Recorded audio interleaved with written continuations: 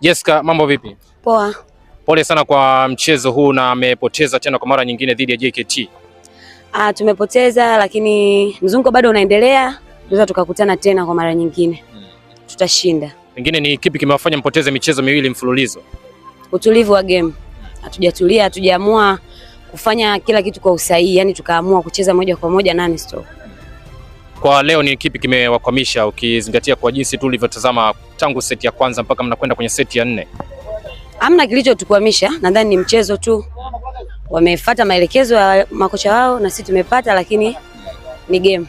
Tunaweza kufanya kitu kikubwa zaidi na zaidi kabisa, tukacheza hadi finali. Kikubwa ni kujituma kwa sababu mashindano bado yanaendelea na ndio kwanza phase ya pili inaanza, inawezekana bado. Wewe kama mchezaji, malengo yako ni yapi? Malengo yangu ni kucheza finali na kuwa bingwa wa mashindano haya. Pengine kuwa mchezaji bora? Malengo yangu pia. Nadhani linawezekana kiasi gani?